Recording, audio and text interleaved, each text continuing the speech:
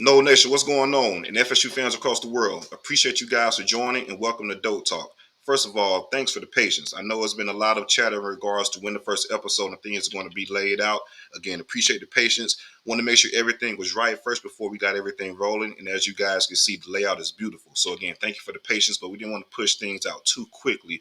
Want to make sure everything was right from a quality standpoint. I feel like we definitely reached that. But again, welcome to Dope Talk. Make sure you guys like and subscribe to the YouTube channel, like this video, and subscribe to the channel. I'm going to jump right into it and introduce myself. My name is CJ Wilson. Born and raised in Tallahassee, Florida. Grew up a diehard FSU fan. And growing up at my house, you could hear the war chant during certain games glaring at night. So to hear the war chant 2 to 3 miles away from the stadium, it just made me fall in love with FSU. And to see Peter Ward do what he does at that point in time during my childhood, it was a no-brainer to be an FSU fan, right? But enough about me. Let's jump into Dope Talk itself, right? FSU, we got a good thing going right here. This is an FSU exclusive show, and it's going to come from every angle imaginable in regards to FSU. We're going to be attacking recruiting. Recruiting, let's talk about recruiting for a second. We're going to be talking about visits. We're going to be talking about offers. We're going to be talking about who's trending towards FSU and also who's trending away from FSU. We got to give you the good and the negative in regards to the recruiting side of it, right? We're going to be giving breaking news in regards to commitments and also hinting about kids that could be possibly joining the FSU class for the current cycle and future cycles down the line.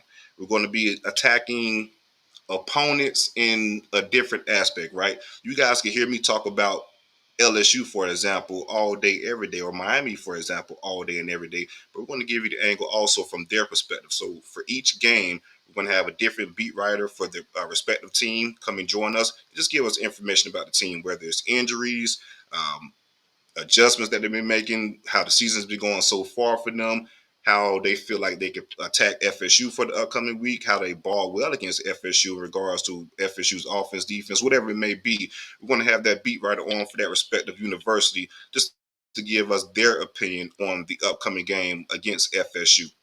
We're going to have former players on as well.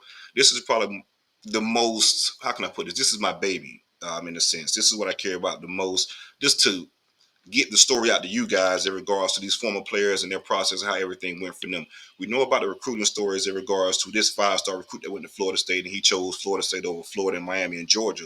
But we don't know the backstories to that decision. What made you chop down your list? Who was your first offer? How was going through the recruiting process for you? When you got to Florida State, what was the backstories to you getting to Florida State? The practice stories, the stories to, how can I put this? The stories, everything that made you great at Florida State. We're going to cover everything in regards to that from the perspective athlete. So any former player we have on is going to be covering everything just to give you guys the backstory and get to know those guys a little bit better.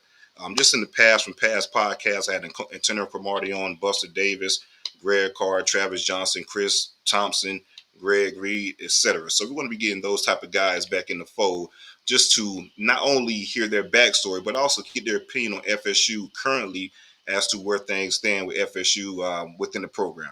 We're going to be also be bringing you information that the average fan doesn't typically know, right? So we're going to be giving you information on facility upgrades, conference talk, conference realignments talk. That's been a big talk as of recently within the last couple months. We're going to be talking about that once that conversation rises again, because I'm pretty sure it will arise again. Coaching changes, as you guys know.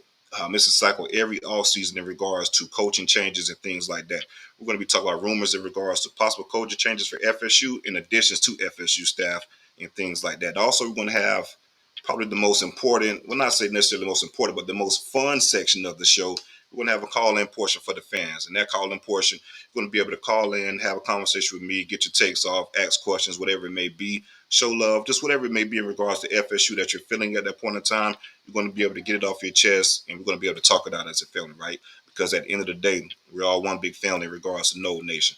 So that's pretty much Dope Talk in a nutshell. Everything FSU related, we're going to be trying to give to you guys. And also, we're going to be tapping in within the past of FSU just to bridge that gap of remembering the former greats of FSU and what they did to pave the way to make FSU what it is today. We're going to be running 2 shows a week, one on Wednesday and one on Sunday. The one on Wednesday will be around 8 p.m. It'll be an evening show. Now it's going to be some flexibility within that. So we're going to say between 8 p.m. to 8:30 p.m. And on Sundays, we're going to give you guys the pretty much a recap of the game on Sunday mornings around 10 to 11 a.m. So again, it could be some flexibility within that because as you guys know, the LSU home opener is going to be on a Sunday night. So that show could come to you Monday or that first thing Tuesday. But again, make sure you guys like and subscribe to the channel. DoakTalk, we're in for a good ride. Let's go.